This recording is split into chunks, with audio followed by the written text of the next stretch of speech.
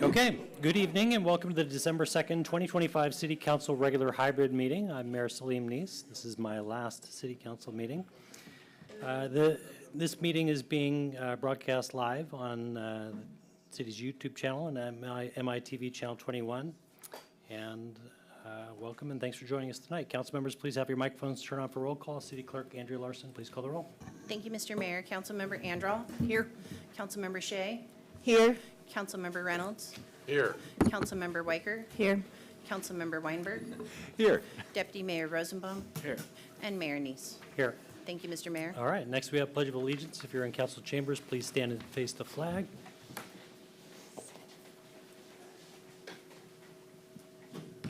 I pledge allegiance to the flag of the United States of America and to the republic for which it stands, one nation, under God, indivisible, with liberty and justice for all. All right, we now move to approval of tonight's agenda. If there's no questions, may I have a motion to approve the agenda? So moved. Second. Okay, moved by Councilmember Anderall, seconded by Deputy Mayor Rosenbaum. City Clerk, please call the roll. Thank you, Mr. Mayor. Councilmember Weicker. Here. Yes. Here, yes. Councilmember Weinberg. Here. Mayor Hsieh. Here. Councilmember Hsieh. Here. Deputy Mayor Rosenbaum. Aye. Councilmember Andral. Aye. And Councilmember Reynolds. Aye. Thank you, Mr. Mayor. Thank you. All right. Our first item of special business tonight is AB 6828, which is the oath of office for Councilmember Julie Hsieh. City Clerk Andrea Larson will be administering the oath of office for Councilmember Hsieh. And I would like to invite Councilmember Hsieh and the City Clerk Larson to the front of the room and ask the rest of the council if we can just take all the chairs and move to the sides. We'll open this up for them.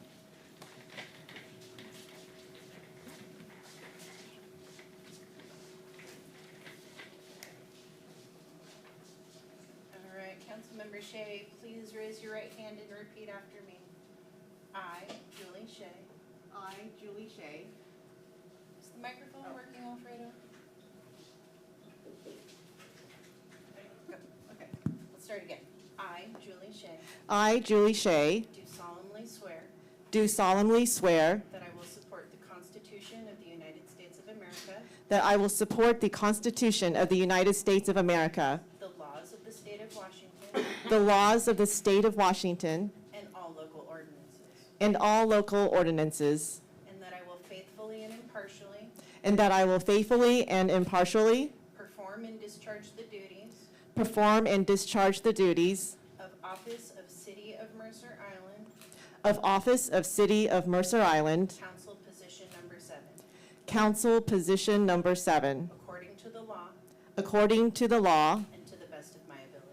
and to the best of my ability. Congratulations, Councilmember Hsieh.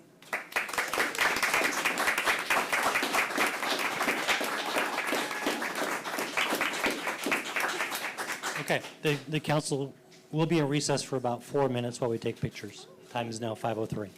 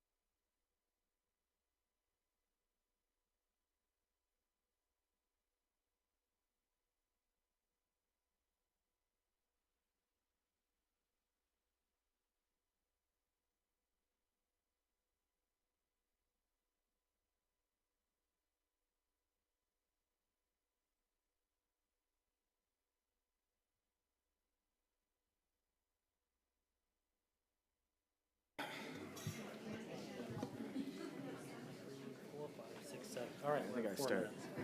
I think I start here, right? Yeah.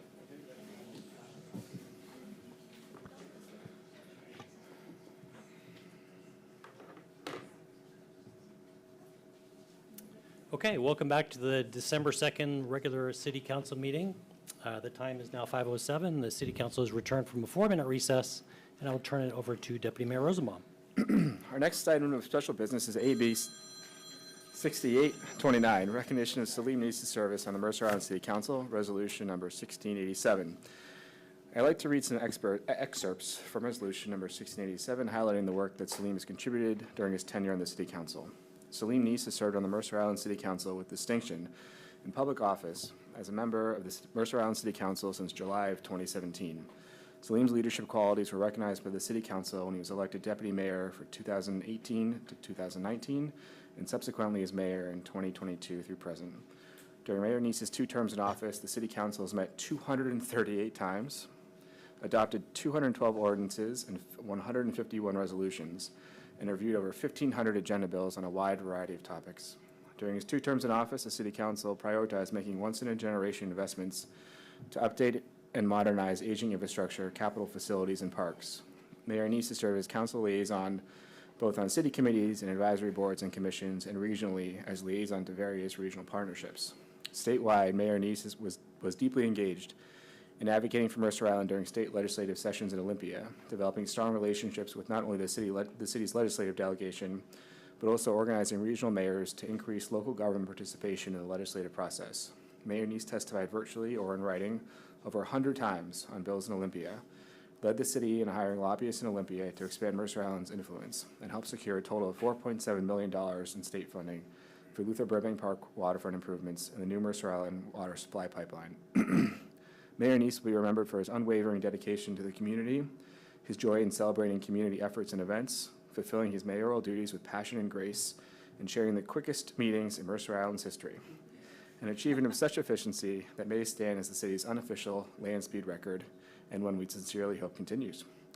As we take time tonight to recognize Salim for his long-tenured and distinguished public service, we extend our sincerest thanks and appreciation to Salim for his time and many significant contributions to Mercer Island over the past 8.5 years.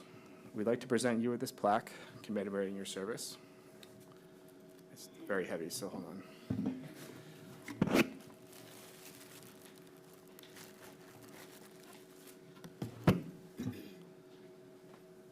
Here's your plaque. Thank you. Photo op, Dave. Well, we also have this very lengthy resolution, so let me.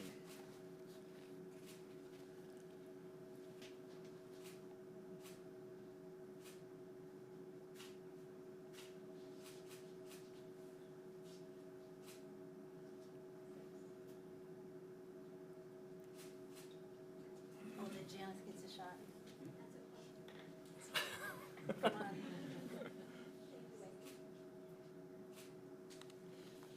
Okay, Council, would anyone like to share a few words? Sure, Councilmember Anderall. why not? Salim, it's been such an honor to serve with you. I don't think there's time, especially out of respect for the speed with which you hold meetings, for me to say everything I would like to say. But your leadership has been wonderful, getting to know you and your family on a personal level a little bit over the course of the time we've been on council together has been great. You're so accessible and so generous with your time. There's never been a text or an email or a phone call that's gone unanswered or unresponded to. Your willingness to really put in the work to understand the issues and not just kind of skim along the surface is extremely impressive and a model for us all. And I hope you'll run again in 2 years. Thank you. Councilmember Weinberg.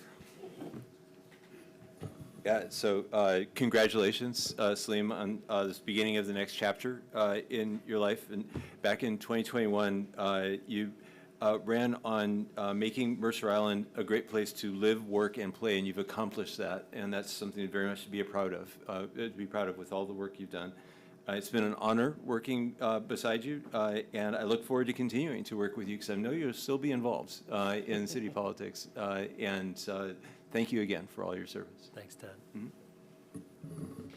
Councilmember Weicker. We're going to run down the line here. Salim, I've known you for over a decade, and your brains and your caring and your thoughtful leadership is so appreciated.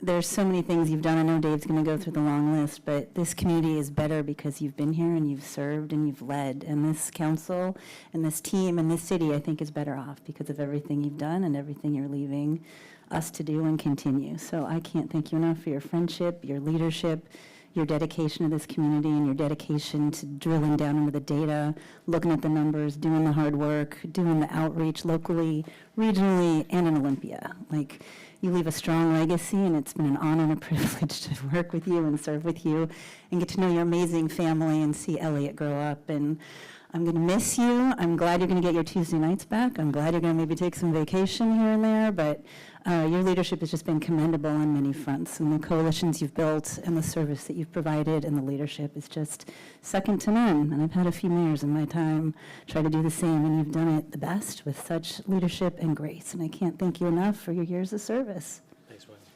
Thank you. Mr. Mayor, you are the hardest working person in city government, I think, and one of the hardest working people in government everywhere. I have never ceased to be amazed by the amount of time you have put into this job and the depth of your understanding of the issues that are facing this city. And that sort of depth and understanding comes only with extreme time and extreme intelligence, and you've shown and demonstrated both, and I'm in awe of that. It's no secret that we haven't always agreed on everything, but as we're both committed to doing what's best for the city, I think we were on the same side on a lot of votes as well. And on the ones where we weren't, I always learned a lot from listening to you, and that's what it's all about, is learning about what people care about and why. It's been very helpful. And there is no doubt in my mind that you have always done what you thought was best for the city, and I appreciate your service. I know it's not an easy job, and you've been the face of the city in some contentious times, and you've handled it with grace and candor, and I thank you for that. Thank you. Councilmember Hsieh. Mayor Neese, thank you so much for all your years of service to our community, and I'm grateful today to have the chance to serve with you on City Council, my first time and your last for this term.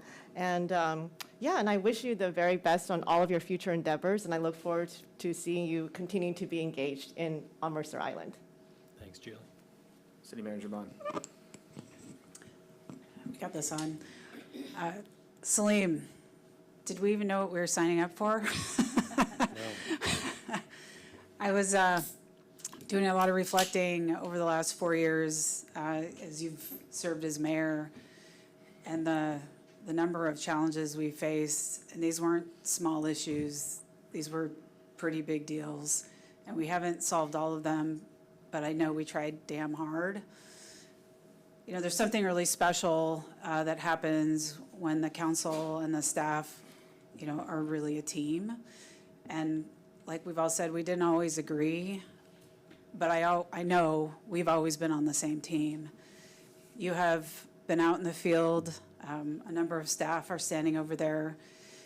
The fingerprints you've left behind for us will guide us for decades. I think about the transformative work you did on the financial policies. You know, a document we rely on every day. It's pretty boring to think about now, but it was a significant accomplishment. You led us to invest in new financial software. We were using a dinosaur. I mean, these are all things that I'm not sure people really realize how much you touch the city, but I want you to know that I do, the staff team does, and we've really appreciated working with you. And I know it's not done. I fully expect to see your name on my phone from time to time. I want to share something else that makes working with Salim really special.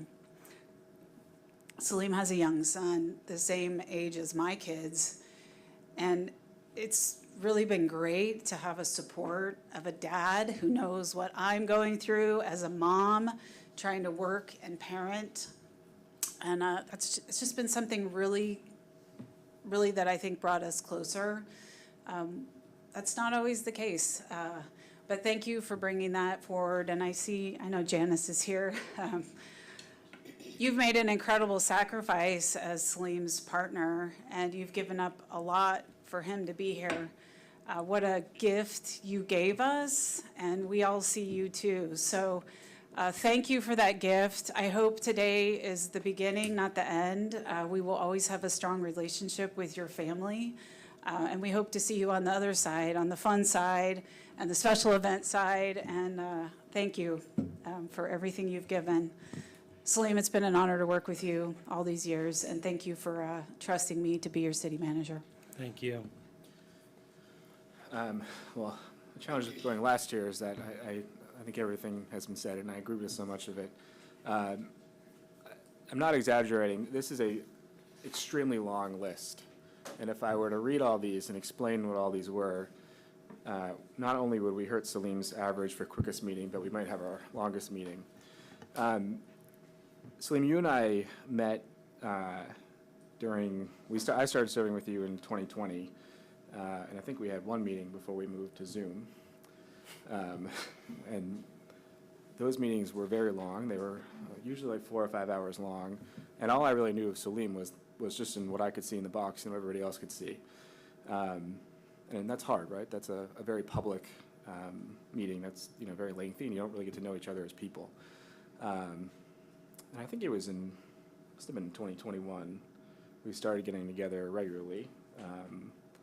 And I got to know you as a person and you as a policymaker. And over time, I grew equally as impressed with you in both capacities. As a policymaker, you have an incredible depth of knowledge, incredible intellectual curiosity. You have a great ability of seeing all angles and understanding all arguments. I think you win more arguments than you lose, which I think is a testament, to your knowledge on the topics.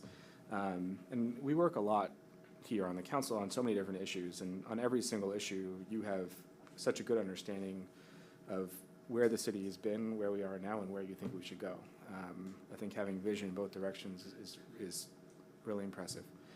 I think what Jesse said is incredibly true, that you've cast a very long shadow, and we will continue to see your work. We will follow that example, and we'll continue to see the fruits of that work. But really, as a person, is where I'm most appreciative of our relationship. You have been there for me in very difficult situations, and that I hope our friendship endures. I really hope it does, and I also want to thank Janice because, like everyone else has said, Salim puts in more time than I think anyone recognizes. I have a special appreciation for that because I get to see a lot of that.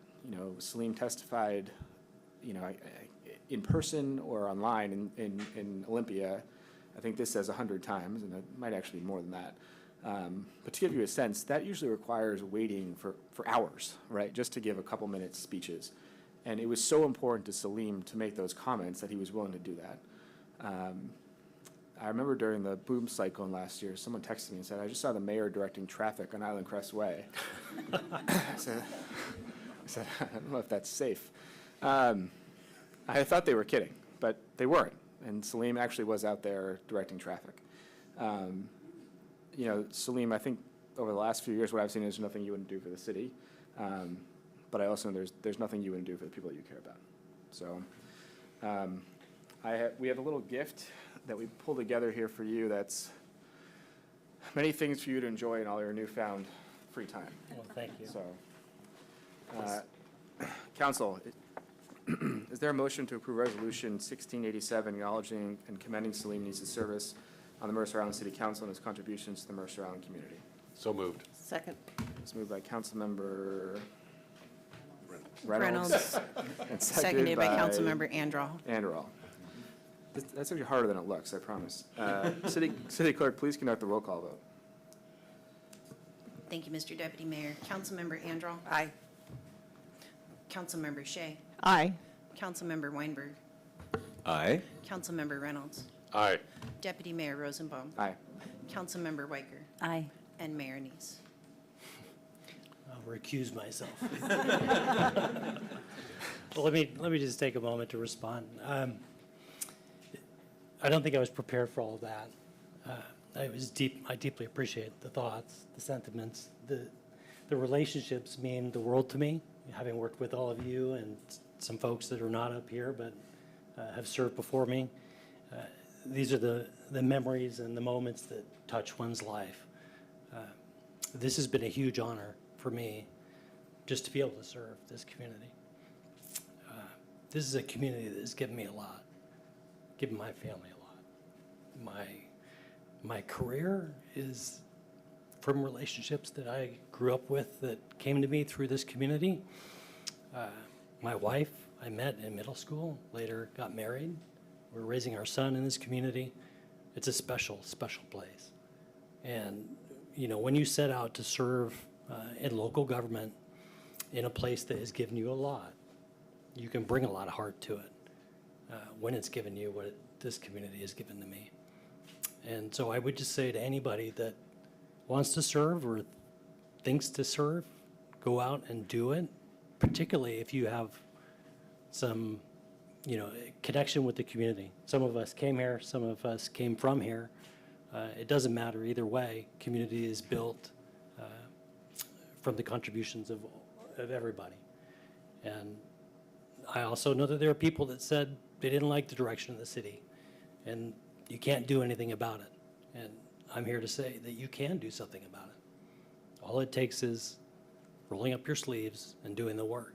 And I've been blessed as mayor to work with such an amazing staff team, a staff team that rolled through the pandemic, went through reorganizations, was agile and responsive, and did what they needed to do to address the changing community, the changing way that we deliver government.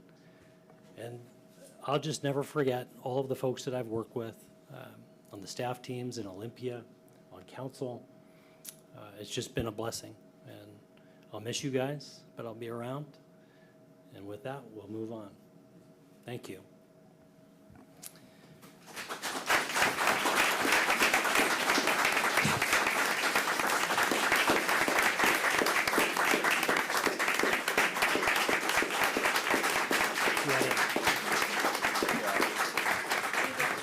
Should we go 4 minutes? Okay, the council's going to be on recess for 4 minutes. We're going to take some photos. Time is now 5:24.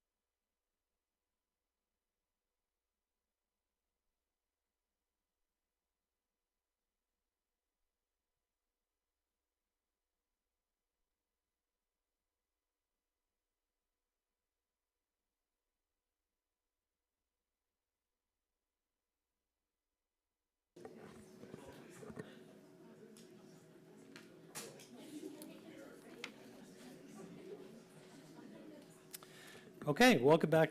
The council has been in recess from 5:24 to 5:27 PM. Next on the agenda is AB 6827, which is the RZN 25-001, which is the rezone of two city-owned properties located at 9601 and 9611 Southeast 36th Street, and ordinance number 25C-29. We'll begin with a closed record review of the Planning Commission's recommendation to approve the rezone of the two city-owned properties, and we welcome CPD Director Jeff Thomas. Welcome. Thank you, Mayor, and good evening, Council. Again, for the record, I'm Jeff Thomas with CPD. Joining me to support this matter here this evening is City Attorney Beal Park and Senior Planner Molly McGuire, who's also on the screen. Molly will be making a short staff presentation here in just a few minutes for the City Council. I do think it's worth mentioning quickly that this quasi-judicial action before you this evening is a relatively infrequent action that comes before the City Council. And because of that, we try and take great care in handling it and making sure it gets to you in a manner that follows all the rules and procedures in place.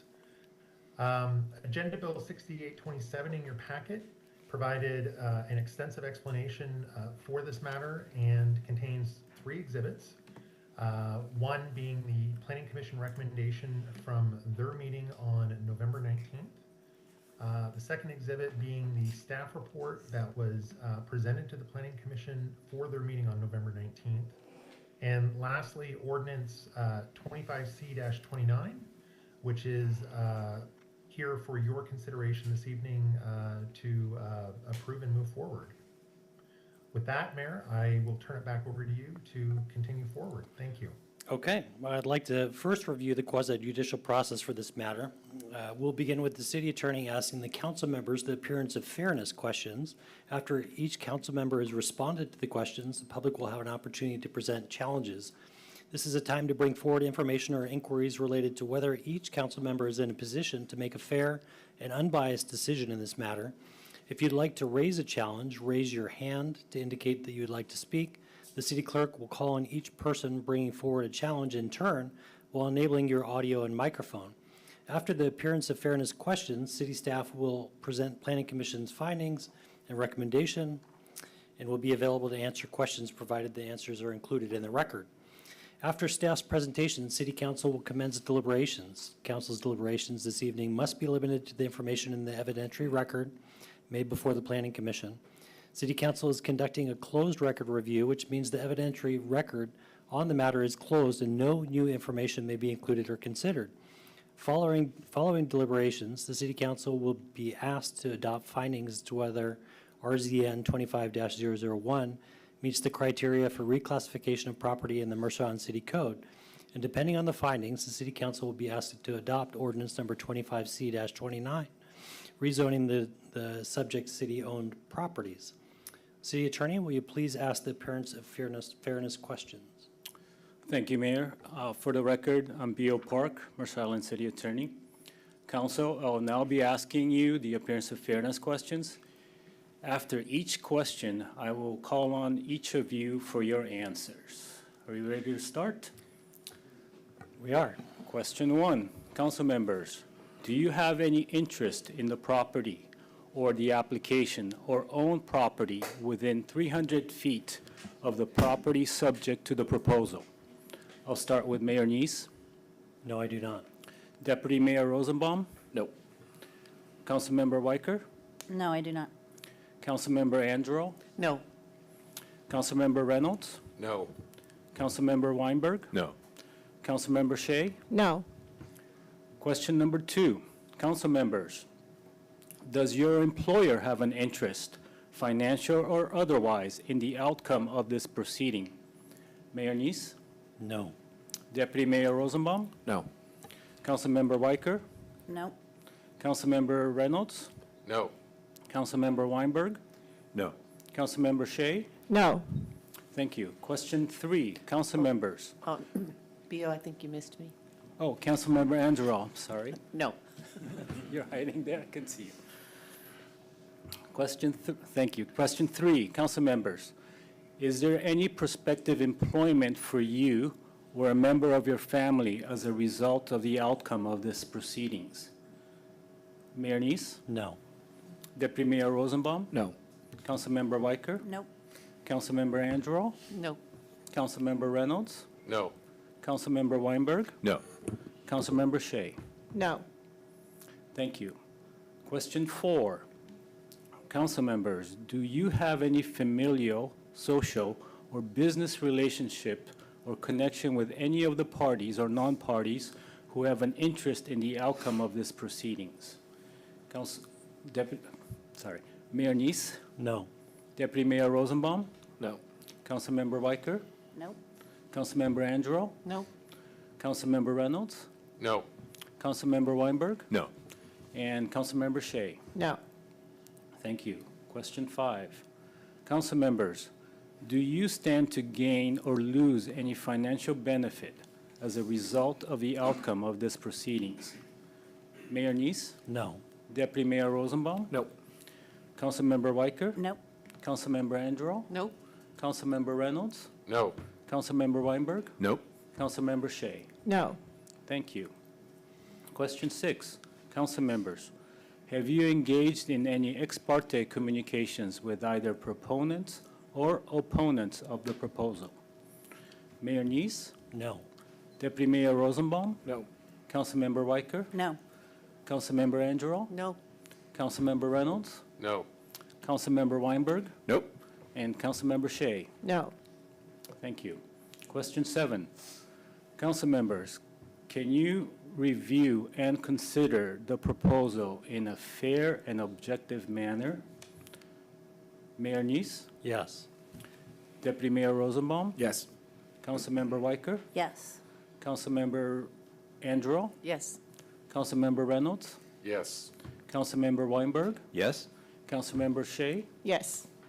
Thank you. And last question. Council member, do any of you wish to recuse yourself for any other reasons? Mayor Neese? No. Deputy Mayor Rosenbaum? Nope. Councilmember Weicker? Nope. Councilmember Andro? No. Councilmember Reynolds? No. Councilmember Weinberg? No. Councilmember Hsieh? No. Thank you very much. Council, Mayor, that concludes the appearance of fairness questions. Okay, thank you, City Attorney. Does anyone in attendance wish to challenge the participation of any council member based on appearance of fairness doctrine? If so, please raise your hand. If you're viewing the meeting in Zoom, please use the virtual raise hand feature located at the bottom of the Zoom interface. Select raise hand. The host will then see that you've raised your hand and invite you to speak. We'll take a moment for all of that to happen.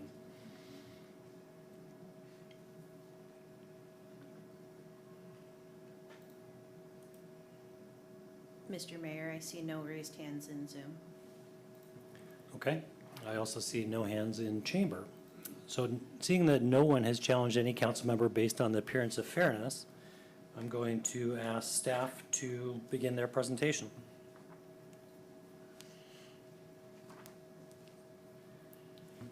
Great, thank you. Let me just share my screen.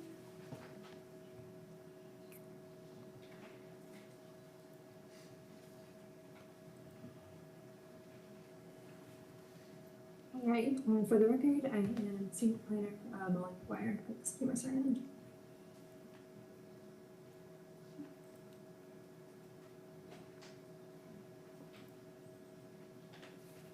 Okay, so I'll start with an overview of the application. So the applicant is the city's Public Works Department, and the proposal is to amend Appendix D of the Mercer Island City Code to rezone 2 parcels currently contained in the City Hall and Maintenance and Operations buildings from commercial office and single-family residential to public institution. The 2 maps on the screen are zoomed-in versions of Appendix D, of the amended and current Appendix D, so you can see the change a little bit better. But the final version is included as Exhibit E to the ordinance. Before I get any further, though, I do want to highlight the Scrivener's error in the application materials and in some areas of the staff materials, where the parcel number for the Maintenance and Operations building is listed as 96555000185, where it should be 26555000185. 550-0185. The ordinance and the planning commission recommendation reflect the correct parcel number, and anywhere that the parcel number is shown incorrectly, those materials are supplemented by the correct street address and either a vicinity map or a link to the vicinity map showing the correct parcels. So I just wanted to make sure that that was clear before we move on.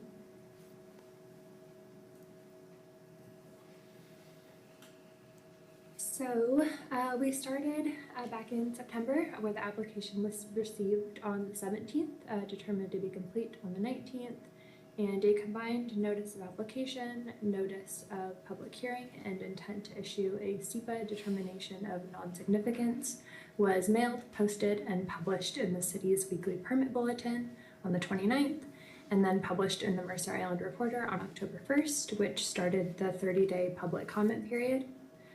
4 public comments were received during that comment period.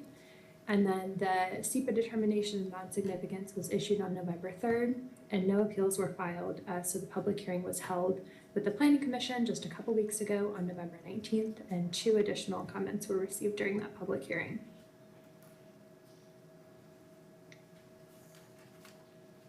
Rezone applications require kind of a 2-step process. So the first was to hold the public hearing and obtain a recommendation from the Planning Commission. Again, that was held on November 19th, and the Planning Commission adopted findings and made a recommendation based on those 6 public comments that were received, a presentation from the applicant, and a presentation, staff report, and recommendation from staff.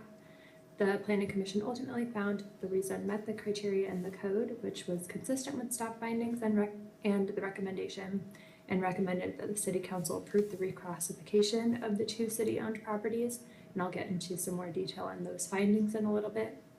But that brings us to today, where the City Council will consider the Planning Commission's recommendation. I'll summarize the criteria for approval of a rezone, and the language here on the screen is a shortened version of the actual criteria in the code, which is included in your packet. So in order to be approved, a proposed rezone must be consistent with the comprehensive plan and purpose of the development code. It must be an extension or logical transition between zones, cannot be an illegal site-specific rezone, must be compatible with surrounding land uses, and does not adversely impact public health, safety, and welfare. The 7th criteria is not applicable to this project, where if a comprehensive plan amendment is required, it must happen prior to the approval of the rezone. This rezone, this proposed rezone is consistent with the current public facilities comprehensive plan designation for the area already.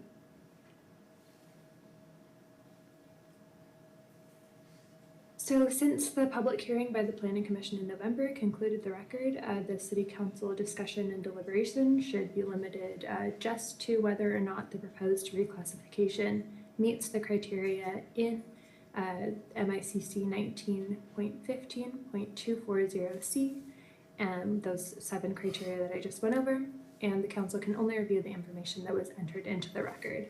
So the complete record consists of the application materials, the November 19th agenda packet, and the video of the November 19th Planning Commission special hybrid meeting, all of which is linked and included in the packet for this item.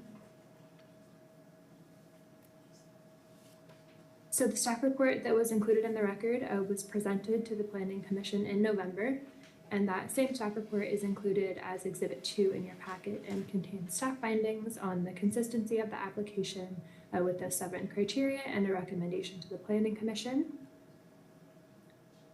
And during the November 19th meeting, the Planning Commission adopted findings that were generally consistent with the staff findings in the staff report. They did make some amendments by motion to staff findings for criteria 2, 3, 5, and 6. And this was mainly to generalize these findings for the purpose of constructing future public facilities through the approval of the rezone, instead of limiting the findings to a specific project like the PSM facility, and then also to revise the findings for criteria 5 to add more context to the compatibility of the rezone to surrounding zones and land uses and some existing site characteristics.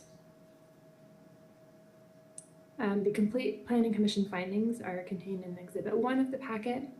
And you can see that the Planning Commission found that the proposed rezone is consistent with 6 of the 7 criteria for the rezone, with the 7th not applicable to the proposal, and recommended that the City Council approve the rezone. I do have slides to summarize the findings if needed, and I'm happy to show those and go over those in however much detail you want. But again, the full Planning Commission findings are shown in Exhibit 1.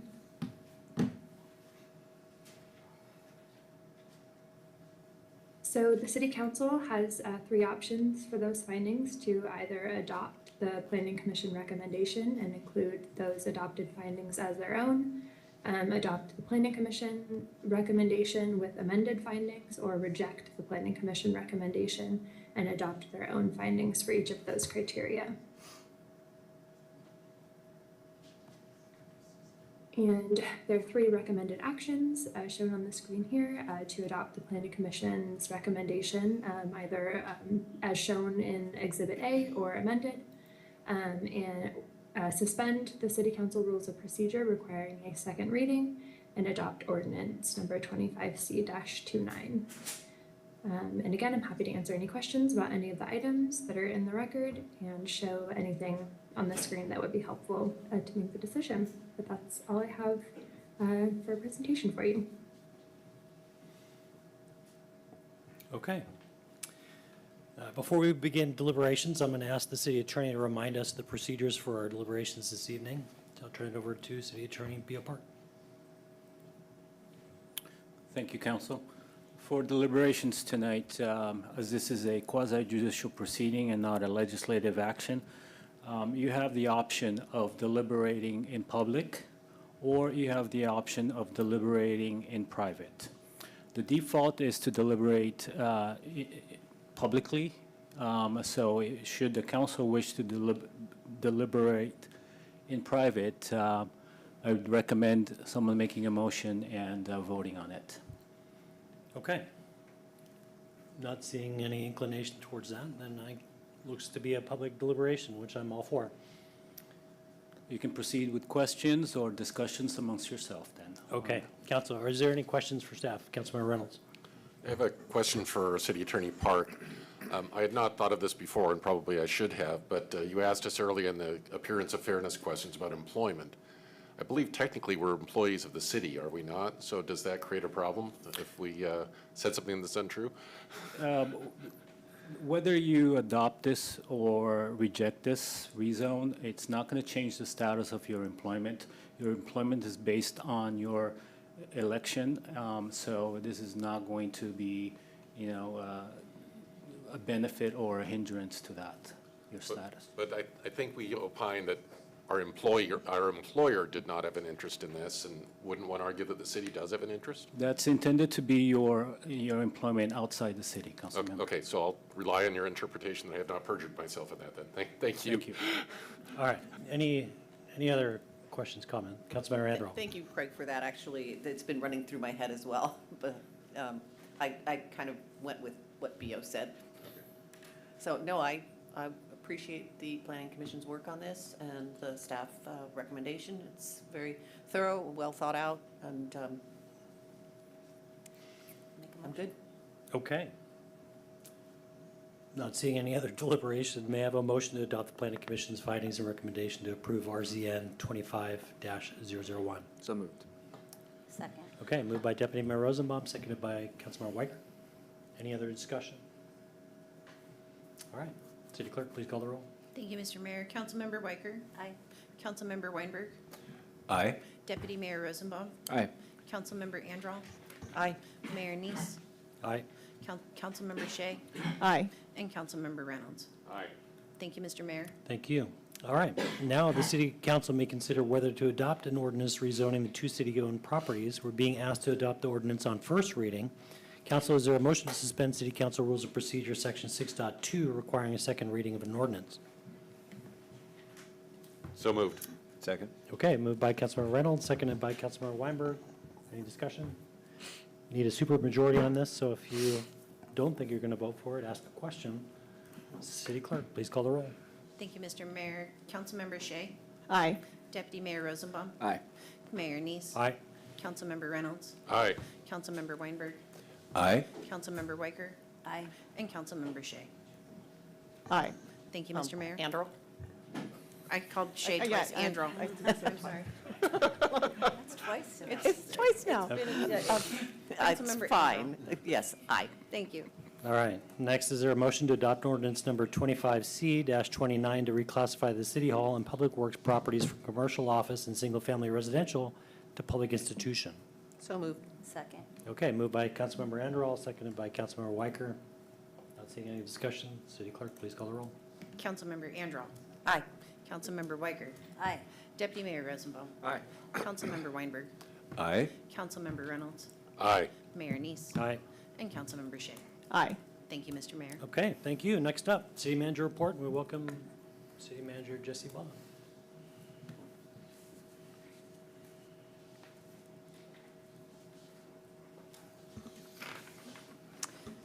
Good evening again, Mr. Mayor and members of the City Council.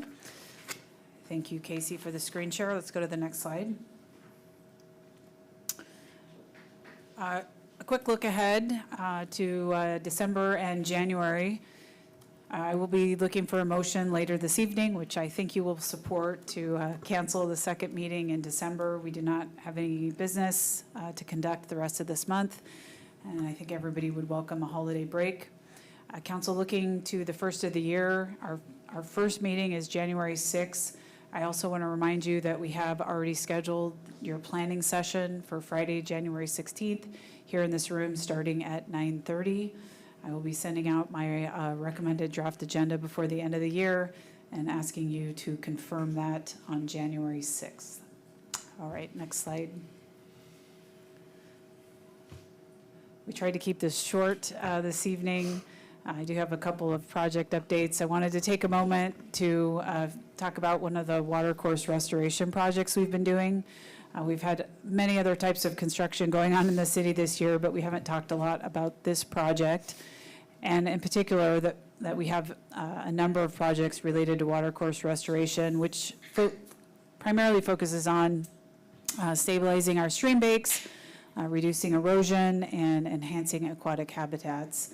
This is Subbasin 23.2, which I know means nothing. It's in the 4300 block of West Mercer Way. We've been working on this for quite some time.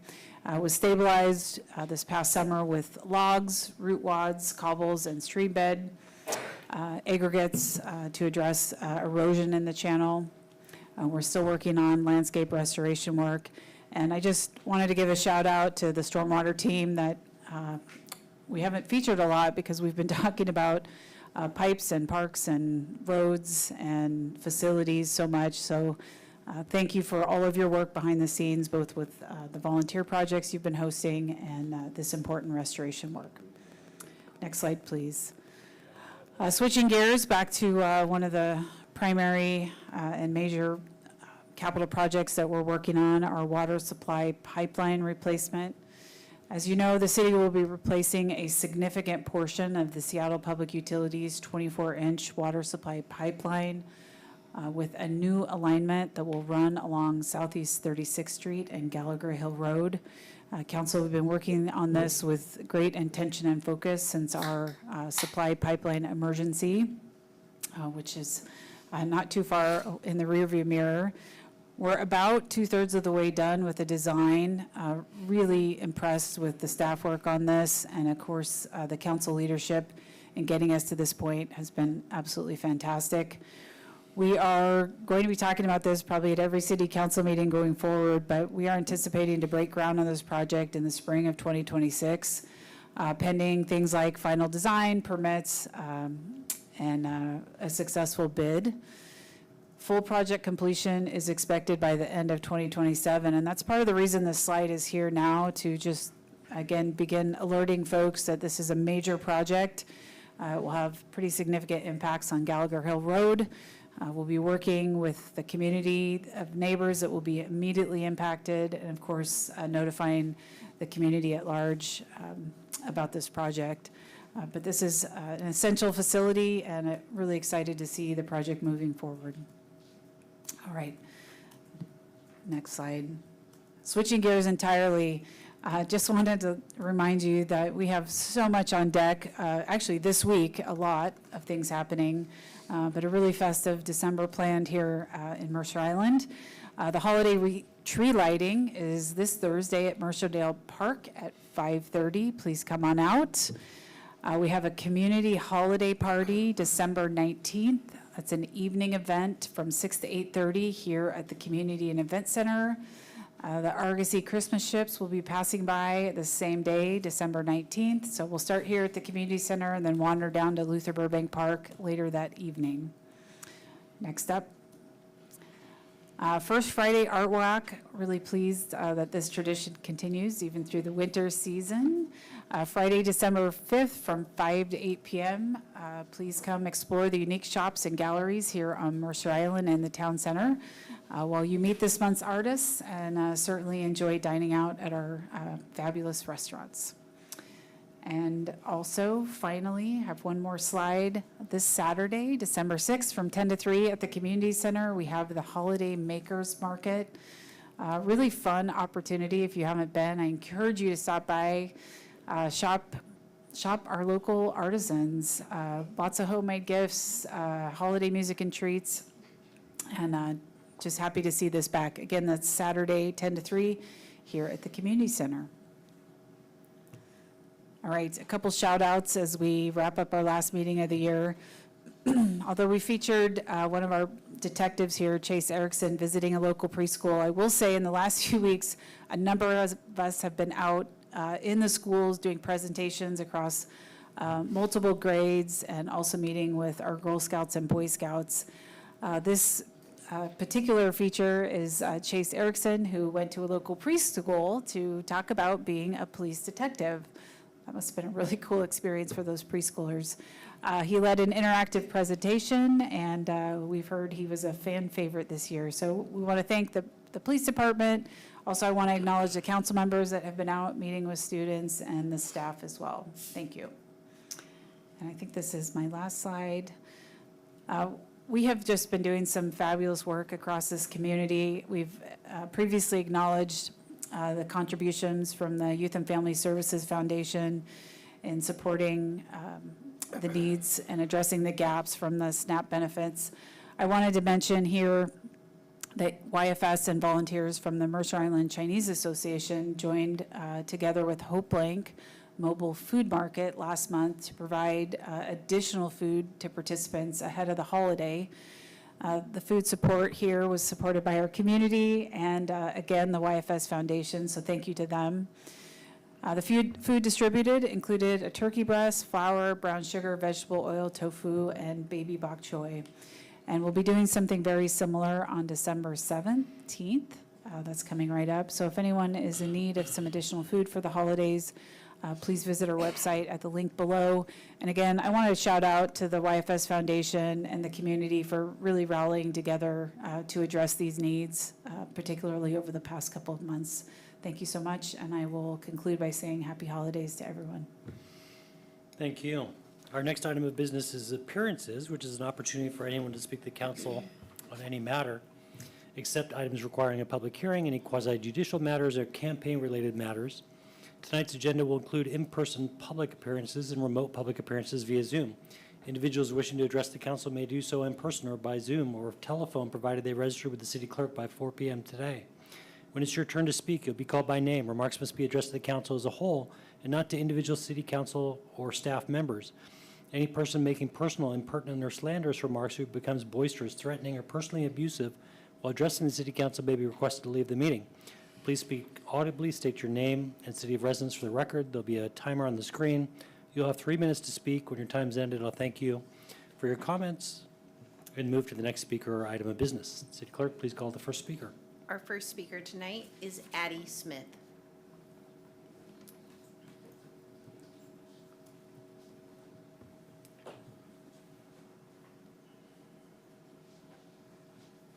Welcome. Hello, today is December 2nd, 2025. My name is Addie Smith. I am an African-American woman of African descent. My daughter and I were stalked, harassed, threatened, and attacked by a group of white racists living on Mercer Island. For months, I went to the police and was denied the opportunity to file a police report. They literally refused to write a single police report. I wrote emails to all of these city council members with the exception of the newly elected member. The police report to the city manager reports to these city council members. They all received my emails. I also emailed the city attorney and former Mayor Benson Wong. I want to read a brief response I received from the former police chief, Ed Holmes, and the current city manager, who was also the interim city manager at that time. Then I'm going to show you photos of the police who came to my home, and I told them once again about the attacks on our lives. These 3 police officers were also the officers who allowed their sergeant to arrest me after finally defending myself from one of the most vicious and final attacks on my life. My attacker had a gun. She was given grace and patience and courtesy by these 3 police officers. She is a white woman. She is a convicted felon for trafficking, and she had been attacking my daughter and I for months until I fought back. When I defended myself, the police arrested me. When I defended myself, the city manager and city council members continued to allow these hate crimes to be suppressed. As long as I was asking them to stop the attacks and continue to be attacked, they were fine. When I defended myself and my life, I was arrested. This is racism. These were hate crime attacks. Now I'll read some of the responses and the photos, and then I'll finish up the comments. Greetings, I appreciate you contacting me and hope to be of service. I always welcome feedback on how well we are doing in serving Mercer Island.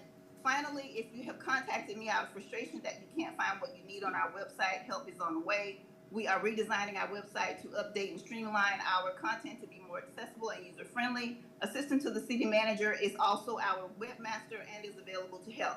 No other response other than that to all of the emails that I sent to the city manager and all of these city council members with the exception of the person. Now, here is the response from the former police chief. Good afternoon. I received your email. I'm sorry that you're going through such a difficult time. I'm confident we have handled your responses appropriately and continue to, I am hopeful things will settle down for you soon. No investigation, no police report ever, and no support from the police department or these people. And then I'm going to show you the photos of the police officers. That's one of them. There's another one. This is at my door. That's them at my door when I'm telling them again about the attack, and they didn't do anything about it. The police chief never conducted any sort of investigation. Okay, thank you. I was never Next speaker, please. Our next speaker is Mar Bretman.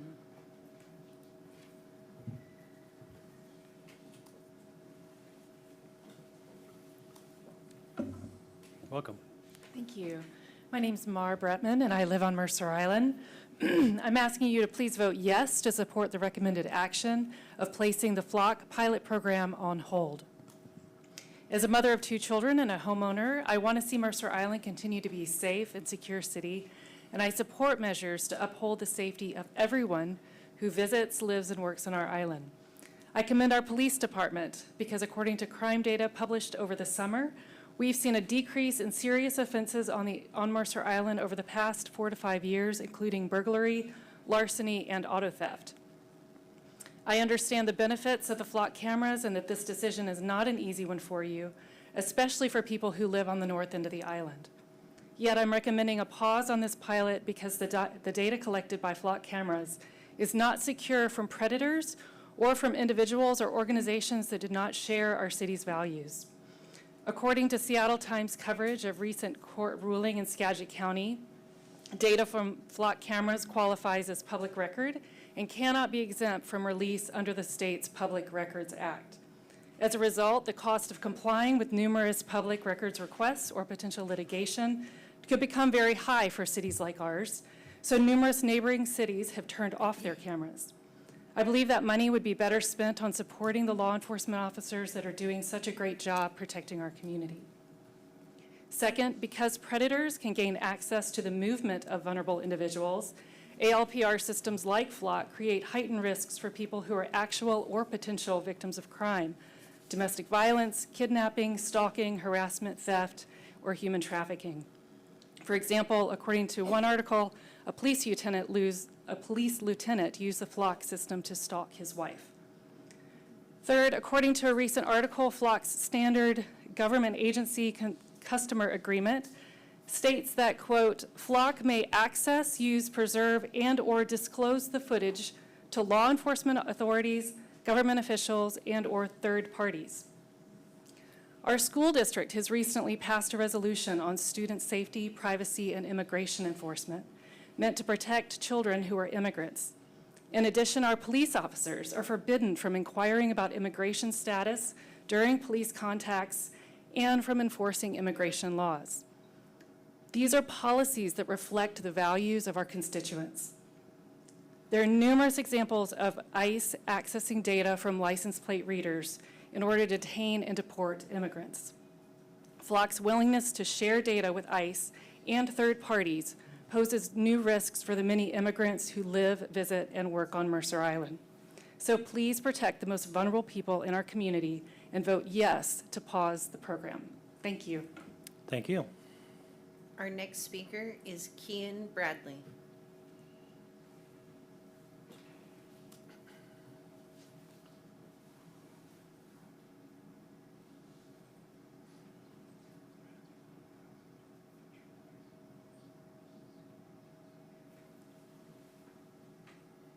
Welcome.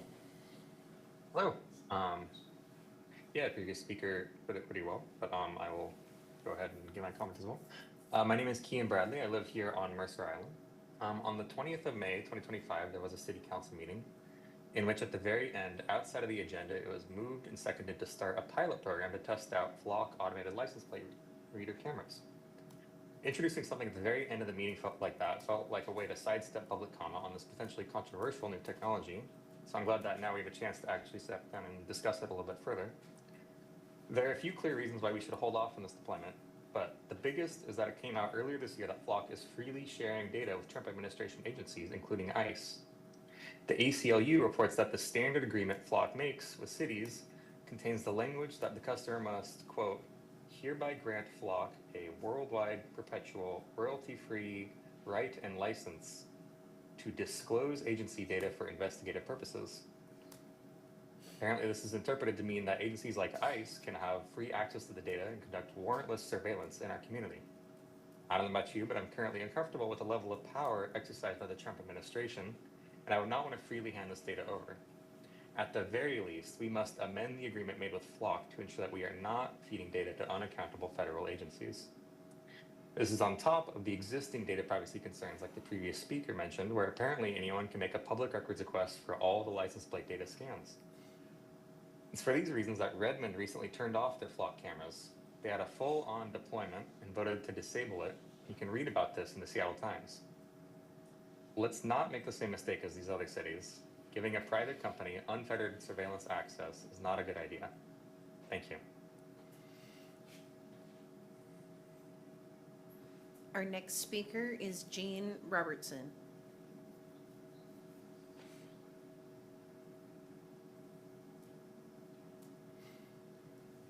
Mr. Mayor, I don't see Mr. Robertson either in the audience here in council chambers or in Zoom.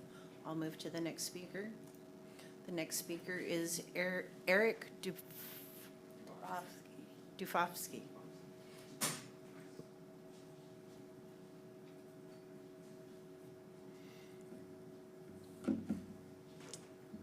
Hello, my name is Eric Dubofsky. I am a resident of Mercer Island and MIHS class of 2015. You can't get a breath of fresh air without us knowing. This is a quote from police speaking to a Denver woman accused of theft based on ALPR data. ALPRs, automated license plate readers, automatically capture several pictures of every passing vehicle, including license plates, decals, damage, and sometimes the driver and passengers.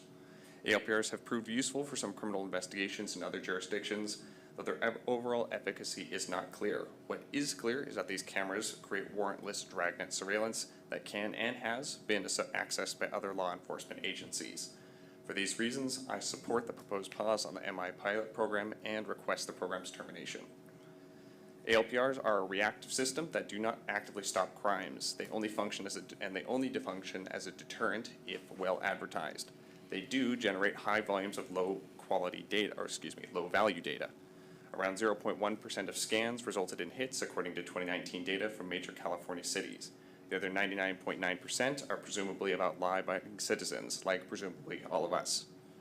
2024 data suggested ALPRs increased violent crime clearance by 11% in Oakland. It's difficult to separate correlation from causation and attribute this to ALPR specifically. But if we take this figure as an example and generously apply it to every serious offense on Mercer Island last year, that could be addressed with ALPRs. This represents at most 48 additional clearances, or 4 per month, at the cost of constant surveillance on the other 25,000 of us. There are also concerns about unauthorized data access. ALPR data use laws are regularly ignored in California, Illinois, and Virginia. A 2025 UW paper indicated the majority of surveyed Washington ALPR systems allowed data sharing with federal authorities, and almost all systems allowed informal side door searches. Immigration-related ALPR searches have already occurred in Renton, Kent, Auburn, and other places. This may conflict with the Keep Washington Working Act and locally might conflict with the Mercer Island Police Department's consular notification and immigration policy. It's also worth noting these data shares are not limited to immigration. Texas police recently searched Washington ALPR data for a woman who, quote, had an abortion. ALPRs have been described as force multipliers. The question is, what are they force multipliers for? There are other potential concerns about program cost, camera errors, public records, and the potential for individuals, civilian or otherwise, to misuse this data. ALPRs are warrantless, dragnet surveillance system with no meaningful opt-out system, uncertain law enforcement value, and demonstrated potential for misuse. For these reasons, I recommend the council can the CAMs and pause and then terminate the stationary ALPR pilot program. Thank you. Thank you. Our next, excuse me, our next speaker is Olivia Lippens. Welcome. Thank you. Good evening, Council. My name is Olivia Lippens, Mercer Island resident, and I'm here this evening to express my thanks to Mayor Hsieh at his last council meeting. I'm going to read this because I have to stick to the 3 minutes. I have a whole soliloquy, but I'm going to keep it tight. Mercer Island has been shaped by many dedicated public servants, but few have had an impact as far-reaching and quietly powerful as Mayor Hsieh. His years of leadership since 2017 have been defined by steady, thoughtful, community-centered action that continues to ripple through our city in ways both visible and felt. Salim has been a champion for public spaces, playing an important role in the preservation and enhancement of Mercer Island's parks. His leadership in creating the bike skills area made a space where young people could explore. Through his advocacy, new areas of open space were designated and preserved. I also watched his leadership extend far beyond Mercer Island's borders in Olympia. Salim was a consistent voice, championing MI. He worked to secure outcomes that protected our community's interests. His advocacy was intentional, informed, and tireless. His leadership philosophy was clear. Progress matters more than credit. I'm recalling the heartfelt and meaningful statement that Deputy Mayor Rosenbaum and Mayor Hsieh put together after anti-Semitic graffiti and vandalism to our temples on the island. These two wove a beautiful and solidifying connection between all of us on the island with their unflinching condemnation and solidarity as leaders. In my experience, these efforts were always grounded in a true desire to unite our community for all to be seen and safe in the community. And that is perhaps what I'm most grateful for that he created in this community, a sense of belonging and safety for everyone. One of my favorite sayings is that a man's character is defined in the moments when no one is watching. And although Salim has been honored with prestigious recognitions and awards for his advocacy and achievements, and probably a lot more accolades that I don't even know about because you would never talk about them, your humility is part of what makes these achievements so meaningful, because from my perspective, they were never why you were in the game. Just as the saying goes, Salim's character was exhibited time and time again when no one was watching, and there was no press, no story to be had with his glossy picture next to it. He is the mayor who shows up to meet a resident's child battling aggressive cancer, offering his presence and support to simply say, "We're behind you and you matter to us, son." He's the mayor who single-handedly crafted a partnership with the DEA to bring fentanyl awareness and education to our community, trying to thwart the trends that he saw in King County from befalling our kids in Mercer Island. He's the mayor who advocates fiercely for the safety and well-being of our kids and families, even if that means speaking truth to power, and never for a press opportunity, never for personal advancement, but because he genuinely cares. This is why I express my gratitude tonight. On Mercer Island, Salim's contributions live in the spaces that he helped build and preserve, in the policies he shaped, in the safe spaces that he built for all islanders, and in the quiet moments of compassion he never sought credit for. Perhaps this is why so many in our community hold respect for him, because of his integrity, compassion, and purpose. Salim served not for recognition, but for impact, and your impact on Mercer Island is profound. Thank you, Bernice. Thank you. Our next speaker is Hsieh.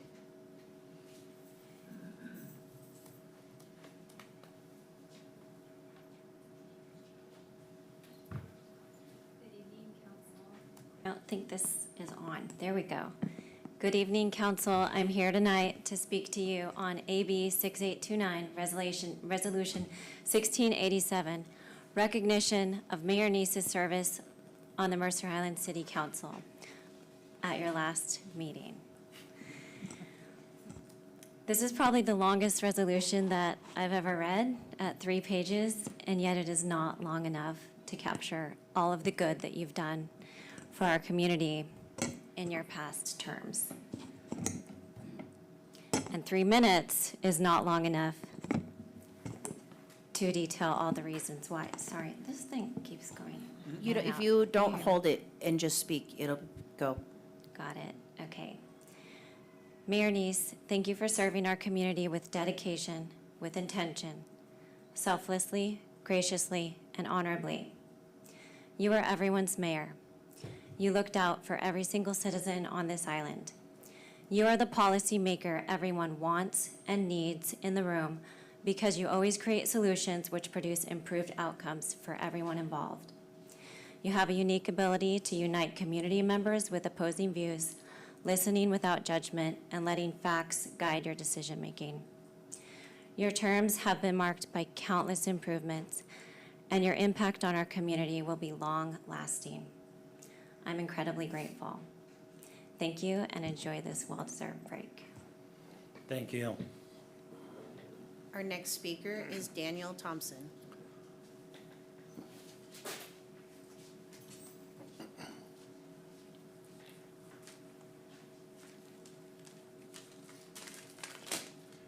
Thank you. For the record, my name is Daniel Thompson, and I've been a resident of Mercer Island since 1970, and I also would like to express my deep appreciation for Mayor Hsieh's 9 years on the council, especially the last 4 years as mayor. I first met Salim in 2015 when he was running for council based on the Hines project, and then again in 2017 when he ran and won, and rewriting the residential development code was the issue. It was a tough time in 2019. Fortunately, Jesse Bond was appointed city manager, and 2 years later, Mayor Hsieh became mayor.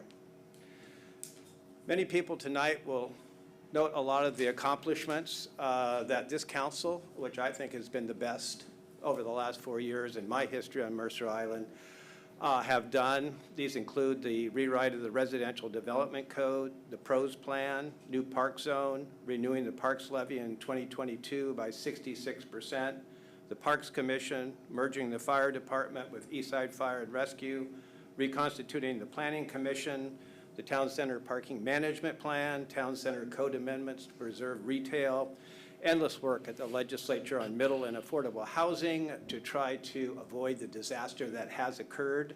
His personal constituent service that we saw during this bomb cyclone and so many others. His budget presentations, which finally made sense when Chip Corder left, and his work on finding a replacement city hall. But I want to point out 3 things that people won't, and may be the most important for the next council. With Jesse Bond during COVID, the complete reorganization of city government. That was massive and made such a big difference. The other one people have touched upon is the capital infrastructure that this council has addressed and so many councils ignored. It's not sexy work, but water, sewer, sidewalks, roads, parks, docks, it's really impressive. And I complained about that since 2015. Probably the most important for this council going forward is Salim Nice's do not do list that he talks about. And what it was is don't put something on the agenda unless you really mean it. A council meeting is opening night. It's not rehearsal. And you don't want to put anything on an agenda that is going to make the citizens believe that you want to do that. It is his do not list, especially on parks and residential neighborhoods. That is the reason that he was able to turn around the citizen mistrust and unhappiness during his last 4 years. Thank you. Thank you. Our next speaker is Victor Hsieh.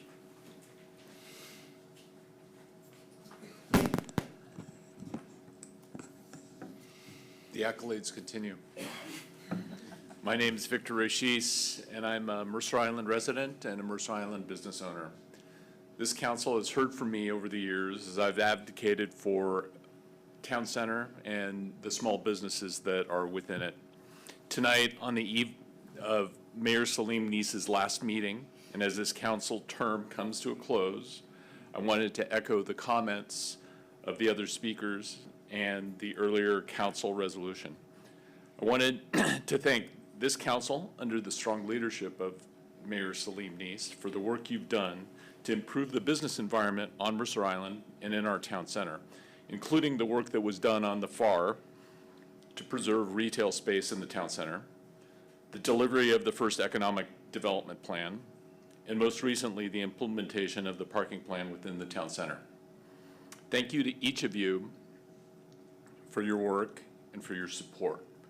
While the work of the town center is not done, it's my hope that the next council preserves and continues the great work that this council has done. On a more personal note, when the American Booksellers Association held their annual convention in Seattle and Island Books was on the bookseller tour, Island Books deeply appreciated Mayor Salim Nice and Councilmember Jake Jacobson showing up at Island Books to greet booksellers from around the country and welcome them to Mercer Island. We remember that. And Lori says thank you. Thank you, Mayor Salim Nice, for your leadership and your service, and thank you to this council for your support of Mercer Island businesses. Thank you. Our next speaker is Sarah Karam.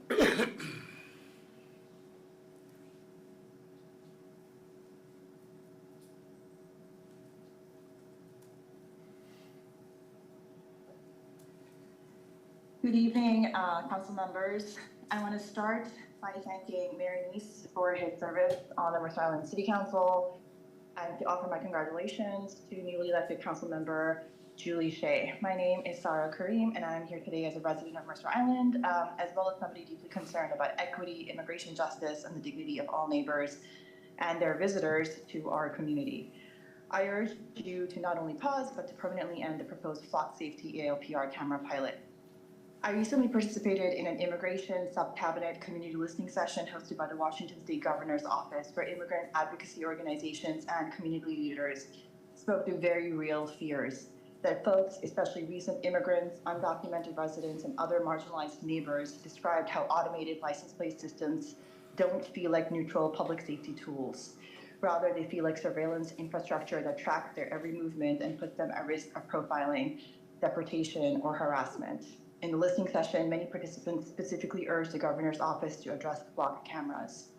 These fears are not abstract or far away for those on Mercer Island. A neighbor shared with me that her cleaning team, who travel from London to Mercer Island regularly, have already seen vehicles, ICE vehicles, parked in front of their apartment building in Renton. These are people simply trying to work, pay rent, and support their families. Installing flock cameras on Mercer Island would mean that their daily commutes coming here to work could end up logged, indexed, and possibly used against them. That is a barrier to dignity, freedom, and basic mobility. Reiterating the concerns already raised by previous speakers, recent findings show that multiple Washington state law enforcement agencies have shared or exposed flock license plates data to federal immigration authorities. sometimes through backdoor access, and a November 2025 court ruling now classifies this location data as public records. For immigrant and low-income families and anyone being racially profiled by ICE, those who already carry the burden of systemic inequities, this is not just a privacy issue. It threatens their ability to live freely, to move without fear, to come to work, and to provide for loved ones. It erodes community trust. It undermines the purpose of a safe, inclusive city. Mercer Island does not need this kind of mass surveillance to be safe.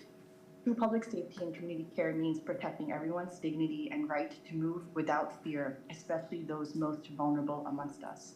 I respectfully urge the council to permanently retire the flock pilot and instead invest in equitable, community-centered safety solutions. Thank you so much. Thank you. Our next speaker tonight is Tom Acker.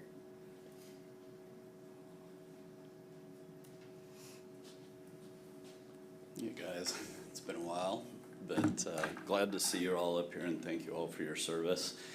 I was reflecting this weekend when I was cleaning out my garage on the 3 boxes of historic materials that I have that started this journey with Salim in 2015, 2014, where there were 3 or 4 clear goals that we wanted to stop, including stopping the parking garage, 4-story parking garage, from being on this beautiful Kite Hill. And at the time, none of us really realized how bad it was. And there was open disdain for community members, to the point that one of the council members was really talking poorly about a community member. And Salim, his wife, and I were sitting there talking to him. And I said, well, why don't you ask so-and-so? His daughter's standing right next to you. And it was just so shocking to me, all the backdoor deals and how really hard it was to affect change. So I know how much personal sacrifice you've gone through, Salim. I've seen it. You've brought amazing grace to the city council. I can't thank you enough for your service, your friendship. And what I really wanted to say is, I was sitting here thinking about what really was the difference. And there are 9 things that you really brought to the city council. Financial acumen, what Dan Thompson was talking about, it wasn't here. Leadership, structure, analytics, clear goals that people could align to, collaboration, discipline, an operating rhythm, and most importantly, every community member had a voice, not just the friends of the city council members. And, you know, politics will change, right? Like, you can have people have different views on issues. But what shouldn't change is the integrity that you brought to the Mercer Island City Council. That was absent at the time, and I really appreciate the extra effort that you did because you put in, because it wasn't just a 4-year effort. It took a lot of effort, and it was hard on Janice and Elliot and your family. And I don't know what the makeup of this council is going to be like. I know some of you, and I stand behind you and I'll support you. And I just hope that you don't go backwards on the 9 values that Salim brought to the city council. So thank you very much for your service, and good luck to all the new members. Thank you. Our next speaker tonight is Sarah Smith. Hi, Sarah Smith, Mercer Island resident. I didn't prepare a statement, but I did feel that it would be remiss if I didn't come and thank Salim in person. I started coming to city council meetings, I want to say in 2011 or 2012, and the difference in the way the city council presents itself is so vastly different. Oops, there it goes again. So I really appreciate everything that you've brought to the table. Everyone has made comments, listening to people, looking at things strategically, looking at data. But I think the even bigger legacy will be the one that these folks carry on after you're gone. You've left a great template on how to run a meeting, just watching tonight and seeing the preparedness, how things move smoothly. Very impressive, and I hope that that carries forward. Thank you for everything you've done, Salim, and in addition to your legacy here and with the others who are joining the council. Thank you. Our last speaker tonight is Mike Zero. Thank you. You run a efficient meeting, that's well known. I was on pins and needles just seeing what you were going to do with Olivia, whether you're going to chop her off right at 3 o'clock or not. The first person that's ran long and. Mr. Mayor, Mr. Deputy Mayor, Council, City Manager, I'm here, and before I forget, I want to congratulate and wish you good luck, Councilmember Hsieh. I wanted to voice my appreciation, Salim, for your 8 years of service on the council, last 4 as mayor. Also want to appreciate the effervescent Miss Janice with her service in the background. Your insight and perspective that you've gained from these 8 years will continue to be of service to this community and maybe even greater. If you have need for that outlet, please give me a call and maybe I can help you make some changes that you can do on the outside looking in. Again, thank you, Salim. Thank you. There are no further speakers tonight, Mr. Mayor. Okay, with that, it gets us to our next item of business, which is approval of the consent agenda. City Clerk, can you please put the consent agenda on the screen? The consent agenda contains 7 items, which are available on the screen and in the agenda packet for review. Council, is there a motion to approve the consent agenda as presented?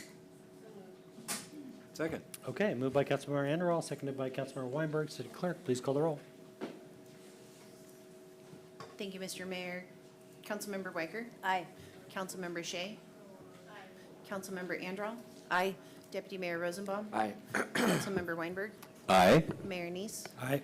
And Councilmember Reynolds? Aye. All right, motion passes. Consent agenda is adopted. Our first item of regular business is AB 6380, which is the police technology upgrades, and we welcome management analyst Carson Hornsby. 1 moment, Mr. Mayor. Okay.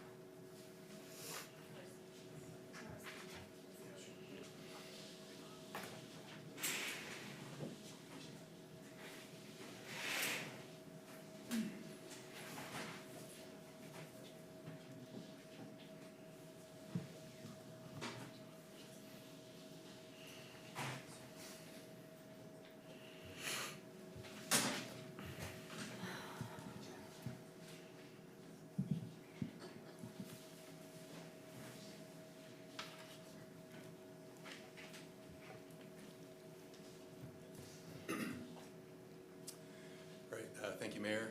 Good evening, Council. Carson Hornsby, Management Analyst. The purpose of this agenda bill is to provide an update on a number of technology-related work plan items in the Police Department work plan, and also to request an appropriation for a new in-car digital video recording system and digital evidence management system for the Police Department.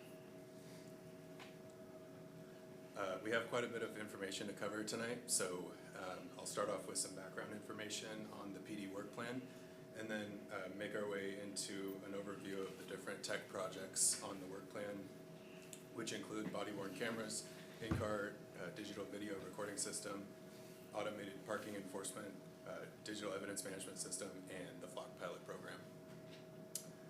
The staff have prepared a recommendation on how to proceed with each of these items, and so we'll finish off the presentation sharing those recommendations and their budgetary impacts.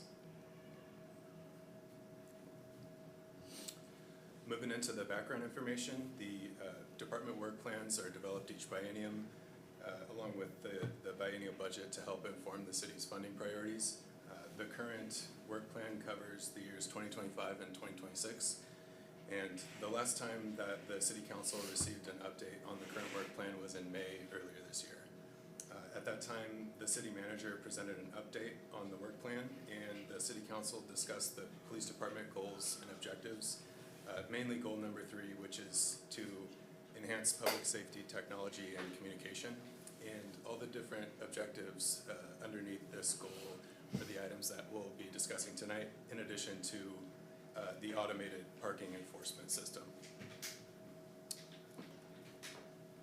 So over the next several slides, I'll provide an overview of what each of these projects are, where the police department currently stands, or the current state of affairs related to each of these technologies, and then wrap up with the staff recommendation on each. So starting off with body-worn cameras. Body-worn cameras are wearable audio and video recording devices that document police activity. The recordings are uploaded from the field via a docking station or cellular or Wi-Fi connection to a cloud-based storage platform. Body-worn cameras are a useful tool for law enforcement because they increase transparency and hold both officers and members of the public accountable. And it's also a great source of evidence for police investigations as well. Despite these great benefits, body-worn cameras have not been adopted yet by the city due to budget constraints. And there's also a need for an additional staff member to fulfill public records requests that are associated with this technology as well. And so given that this project is a bit of a heavier lift and a more expensive lift compared to the other objectives in the PD work plan, the staff recommendation here is to address body-worn cameras with the City Council as a separate item later in 2026. However, the technology systems that are procured as part of this proposal here will integrate with the future body-worn camera system that's selected by the city. All right, moving on to in-car digital video recording system. In-car DVR system consists of audio and video recording devices that are mounted in patrol vehicles to document calls for service. The system includes a front-facing camera that films the field of view out in front of the vehicle, and then also a backwards-facing camera to film the backseat passenger area. DVR systems activate automatically along with activation of the vehicle's emergency light bar. So as soon as that's flipped on, the DVR system's automatically filming. The system can also be manually activated by an officer as well. The cameras in a DVR system can also be equipped with an ALPR component, or automated license plate reader, which compares visible license plates with a hot list of, a law enforcement hot list that's consists of stolen vehicle plates or plates that are associated with wanted or missing persons. So as soon as the camera scans the license plate and gets a hit, the officer is notified before making any contact with the person that they're pulling over. And a common theme that you'll see tonight with all these technology systems, the staff are prioritizing systems that integrate with each other or interlink. And so for an in-car DVR system, the goal will be to have that connect with a future body-worn camera system, as well as the digital evidence management system, which I'll cover in a little bit more detail in a future slide.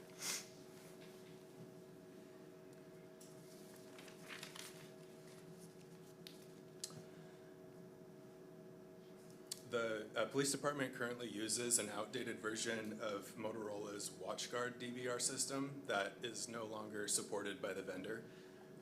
The city's contract for WatchGuard ended in 2024, and since then, the staff have been keeping the system running through procurement of hardware from third-party sources. However, the older the equipment gets and the more time that goes on, the more unreliable the system becomes, and the harder it is to source this equipment. So it's not sustainable forever by any means. The city previously had ALPR cameras that were installed in 2 of the city's patrol vehicles. However, these have been removed because we need to use them to supplement the parking enforcement system, which is currently failing. And I will share some more details on that in the parking enforcement section of the presentation as well. Lastly, the city purchased several new police vehicles in 2025, and those vehicles are currently being outfitted with equipment. So we feel that it makes sense to start these vehicles off with a brand new system instead of reinstalling old failing hardware in these cars. Additionally, it doesn't make a lot of sense to install the old equipment because it requires making alterations to the vehicle, like drilling in the dash or the ceiling. And these create holes that are different from what is needed for the new technology, and so you end up with mismatching holes which can leave the cars subject to the elements if water leaks in, things like that. So it's not ideal. So given all of this information, the staff recommendation here is to procure a new in-car DVR system by the end of 2025. Moving on to a digital evidence management system. A digital evidence management system is a centralized cloud-based storage system for digital evidence for things like audio files, videos, images, documents, and other digital evidence. The systems really enhance efficiency for law enforcement agencies through different features like automatic saving and categorization of recordings. So when I mention the interlinking of systems, take for example the DVR system. It records a recording. That recording is then saved automatically into the digital evidence management system. It's automatically tagged with a case number and other information about the recording, and it is saved in the system. There's also a number of other features like auto-transcribing or redaction and disclosure features for public records requests. And there's the ability to file share as well for sharing with court staff, for example. And then also auditing capabilities to see who has accessed the evidence. These are all things that the police department currently does manually right now, and so we feel that this will greatly enhance efficiency for the department.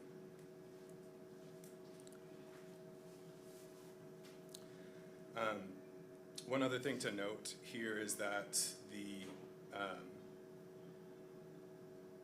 I already covered the integration with different systems, but that's obviously a common theme here, so I'll go ahead and move on.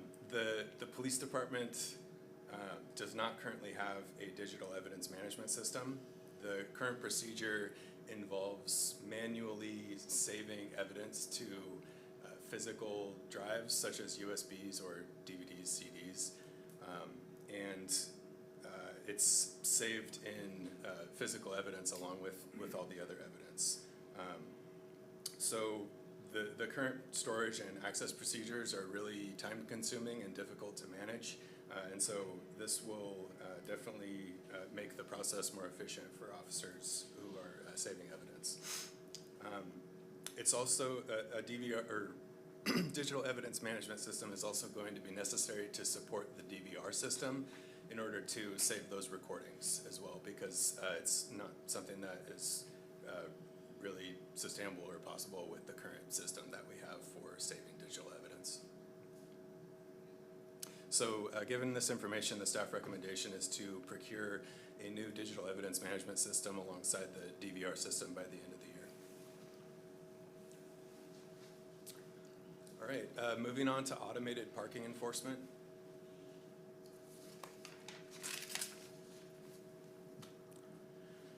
An automated parking enforcement system consists of ALPR cameras that are positioned at an angle off to the side of the vehicle so that a parking enforcement officer can log a parked vehicle license plate as the officer drives by. Parking enforcement ALPRs are a little bit different than the hot list ALPRs in the patrol vehicles that I just mentioned a few minutes ago. It's different because the parking enforcement ALPRs are scanning the license plates and running that against a different list, not the law enforcement hot list. It's the list of vehicles or license plates that have paid for parking in the town center parking area or the boat launch. And so when the parking enforcement officer rolls by a car that hasn't paid, they'll get a notification and they can issue a citation.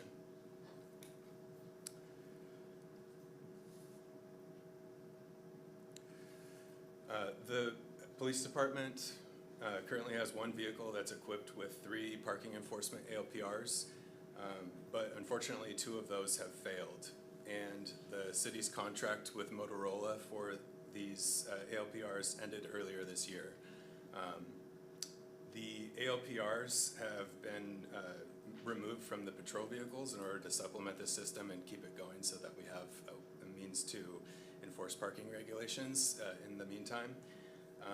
And so we're sort of at this point where we're using 2 different failing systems to supplement each other, and it just doesn't make a whole lot of sense to continue using this or install these into a new vehicle or keep them. So the staff recommendation here is to address automated parking enforcement with the City Council as a separate item in early 2026. We'd like to plan to come back with a separate appropriation request for this program. All right, moving on to the flock pilot program. The City Council added the flock pilot program to the Police Department work plan in May 2025 and appropriated $15,000 to test stationary ALPR cameras on the island. Flock cameras are a little bit different from the 2 other ALPR systems that we've talked about so far. These are considered stationary cameras, or they're installed in a static location such as a utility pole or a light pole, and they scan license plates of cars that drive by. And the thing that sets flock systems apart is that it's running against the law enforcement hot list, but the data sharing piece is what sets it apart from the other ALPR systems. What I mean by that is that the city of Mercer Island could, I'm not saying we should, but we could opt into a statewide or national database to share our data with the national database, and then we also have access to the other law enforcement agencies that have opted in. So the data sharing is really what sets this system apart from the others. The staff have coordinated with flock representatives to discuss options for this project over the past several months. And in that time, there has been a lot of new information that has come to light. And so, for instance, the original plan for the flock pilot was to have cameras installed at the off-ramps from I-90 to cover the entrance points, or some of the entrance points to the island. However, we learned that that's not going to be feasible for the near future because WSDOT does not allow third-party ALPR cameras to be installed in their right-of-way. They also let us know that they're currently working with the state AG's office to come up with a statewide policy for ALPR technology. However, there hasn't been a timeline that has been announced for that work. Additionally, there's also rumored to be some legislation in this legislative session that will address ALPRs at the state level. In addition to that, there was also a report that was released by researchers at the University of Washington in October. This report detailed a number of instances of Federal Border Patrol accessing local law enforcement flock data. And so that presents a pretty significant concern for the staff. And it's something that we feel like we should pause and make sure that we have all the details on a situation like this before moving forward. In addition to this report, there was also another court case ruling recently out of Skagit County that ruled that the images taken by flock cameras are subject to public records requests. And so, as you heard in public comment earlier, that the cameras can sometimes take photos of the occupants of the vehicle or other identifying factors that could help people identify who's in the car, and so that also is a concern as well. So given all of this information, the city manager has made a recommendation to pause the flock pilot program and reappropriate the $15,000 from this project towards a new in-car DVR system and digital evidence management system.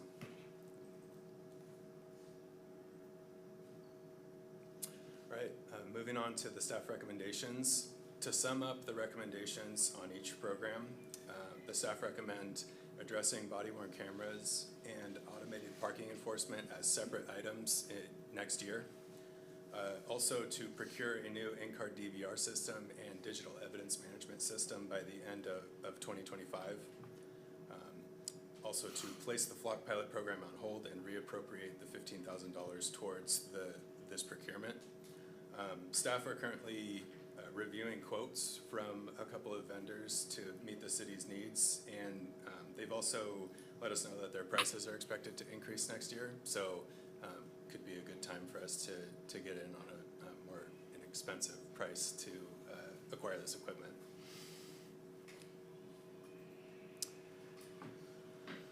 Moving on to the budgetary impacts, the staff are recommending an appropriation of $100,710 to support negotiations with the selected vendor. The proposed funding sources for this procurement include $15,000 reappropriated from the flock pilot program, as well as $85,710 from the police in-car camera replacement reserve and the technology and equipment fund. The annual operating cost of these technologies is estimated between $45,000 and $55,000 per year, and these costs are proposed to be added to the police department's operating budget in the next biennium. All right, so next steps. As I mentioned earlier, the staff are evaluating quotes and specifications from vendors for a new in-car DVR system and digital evidence management system. If authorized by council, the staff expect to execute a service agreement for the technology by the end of 2025. And the plan will then be to come back to council with an appropriation request for a new automated parking enforcement system, as well as in early 2026. And then later in 2026, we'll bring back the discussion on body-worn cameras for consideration for funding in the next biennium. So here are your recommended motions tonight. The first is to place the flock pilot program on hold and reappropriate $15,000 to replace the police in-car camera systems. And the second motion is to authorize the city manager to negotiate and execute a contractual service agreement to procure an in-car DVR system and digital evidence management system and appropriate $85,710 from the police in-car camera replacement reserve in the technology and equipment fund. And that's all we got. Okay, thank you for that. Very comprehensive. Council, any questions? Councilmember Reynolds. Carson, I apologize, I got a little confused in the middle there, and hopefully you can clarify something for me. For what we're talking about now, the forward-facing cameras, will those have license plate reader technology part of them, or is that only coming with the ALPR stuff with the parking enforcement later? The new DVR system will have, it's a little confusing to explain here because the current system, it has the ALPRs as one standalone system, and then there's the DVR system. The new system that we're proposing to acquire would have, the DVR system would have an ALPR component, so it's in the same camera. Okay, and a quick follow-up question, if I may? And this one may be a question for the city attorney, I'm not sure. In view of the recent court rulings about the flocks, do we believe that the video taken, the license plates, et cetera, from these cars have the same public records implications? Could anybody request them if they asked for them? That's correct, Councilmember. They already are subject to the Public Records Act. Okay, and that would include not just license plate, but all video those cameras took? That's correct. Thank you. There are certain exceptions, within the statute for, minors and victims of crime and witnesses that could apply, but there's no per se exemption for those types of recordings. Thank you. Okay, any other questions? Councilmember Weicker. Yeah, thank you for that comprehensive view, Carson. Well done. So Chief Bennett, since you're here, can you just add some commentary to everything we heard? And I really appreciate the recommendation and redirection of that flock money. First, I want to thank Carson. That was excellent. The agency I just came from, where I spent 4 years, was in the same situation that we're all in here. And we implemented the Axon, well, in that agency, the Axon cameras that had the integrated automatic plate readers with the DVR system. And then we also instituted evidence.com.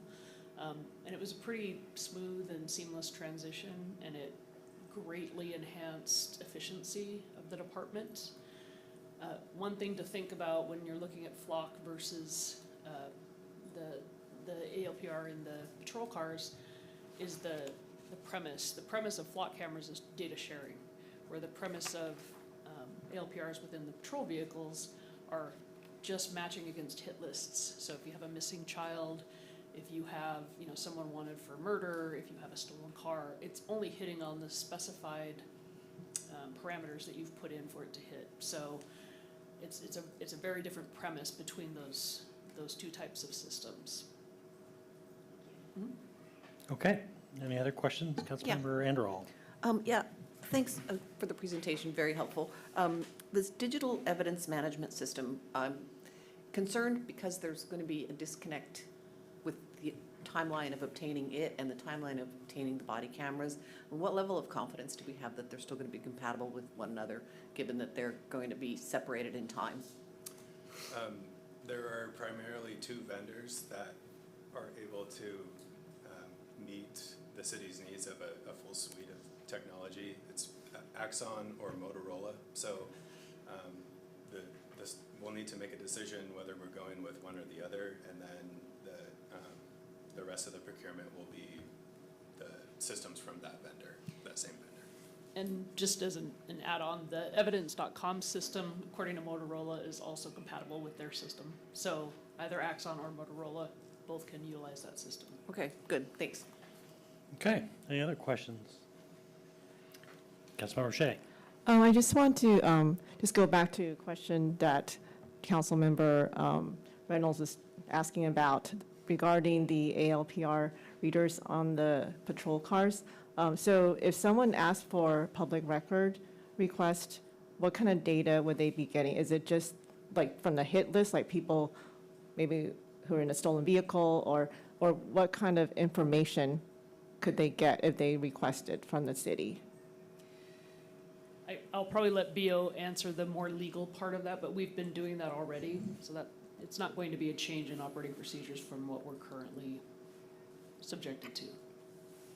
I'm not 100% sure what type of images the cameras are collecting, but it would be whatever image that's collected by the cameras that is, depending on the scope and specificity of the records request, that would be provided. But anything, any image captured by the cameras would be subject to the records request. And just a follow-up question, have there been record requests for this since you've already been having these in the patrol cars? I will defer that to our command staff. I can speak to that. Chief of Administration Ellie Speets. We get records requests for all information about certain police cases. And so they'll ask for investigative reports, they'll ask for witness statements, and then they also ask for any video. And so a lot of times they'll say body-worn cameras, they'll say in-car DVR, and so we provide what we have. So usually it's regarding a stop or it's regarding an officer on a call. And so I believe we've received 81 this year so far requesting video of some type for a police incident. That doesn't mean we have it for every single one of them, but it means that it's been requested. Okay. Any other questions? All right, not seeing any others. Is there a motion to place the Flock pilot program on hold and reappropriate the $15,000 to replace the police in-car camera systems? So moved. Second. Okay, moved by Councilmember Anderall, seconded by Councilmember Reynolds. Any discussion? Not seeing any, please call the roll. Sorry, Councilmember Reynolds. Just wanted to take a minute to explain my vote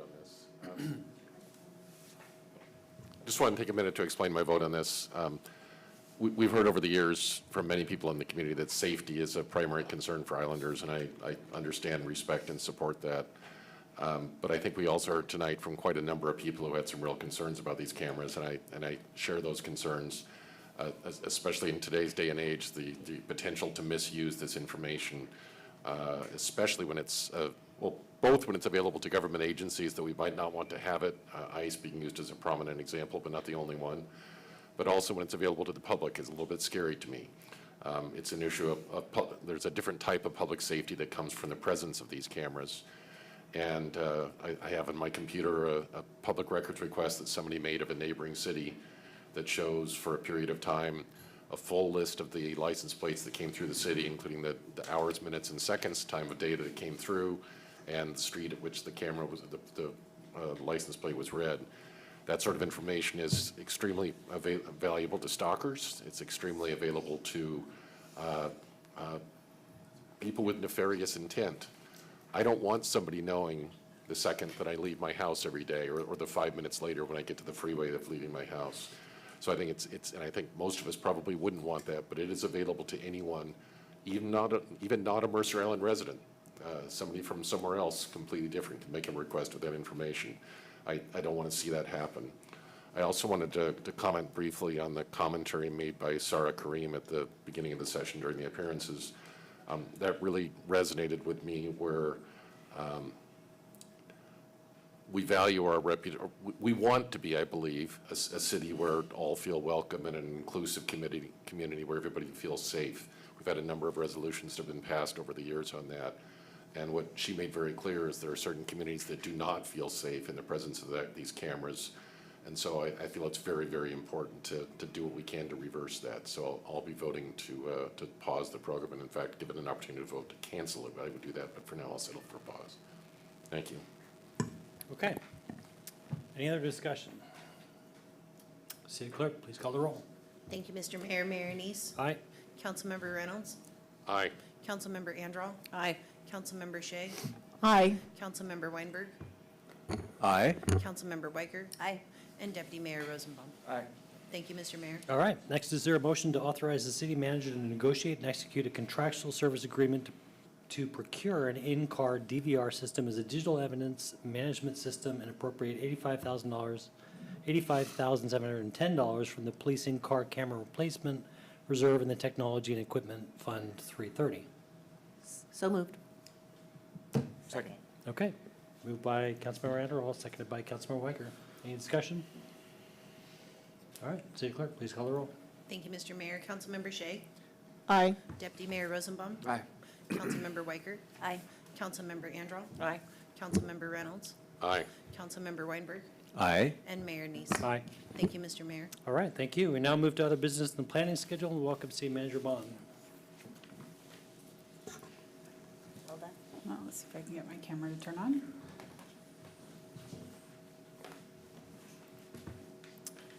All right, Mr. Mayor, no schedule update for me, but I do believe we need a motion this evening, should you not wish to meet the second meeting in December. Okay, Julie, how about your first motion? Would you move to cancel the December 16, 2025 regular city council meeting? Yes, I move to cancel the December 16th regular Mercer Island City Council meeting. Second. Moved by Councilmember Hsieh, her first motion, and seconded by Councilmember Weinberg. City Clerk, please call the roll. Woo, woo. Thank you, Mr. Mayor. Councilmember Weinberg. Aye. Deputy Mayor Rosenbaum. Aye. Councilmember Weicker. Aye. Councilmember Anderall. Aye. Mayor Neese. Aye. Councilmember Reynolds. Aye. And Councilmember Hsieh. Aye. Thank you, Mr. Mayor. All right, well done. Any council absences to report? Anything coming up? Councilor Weicker. February 3rd, I will be unavailable. Okay, any others? I noticed on the planning schedule that potentially the 17th of February is canceled. May we discuss or know why that might happen? Midwinter break. Oh, okay. Got the kiddos.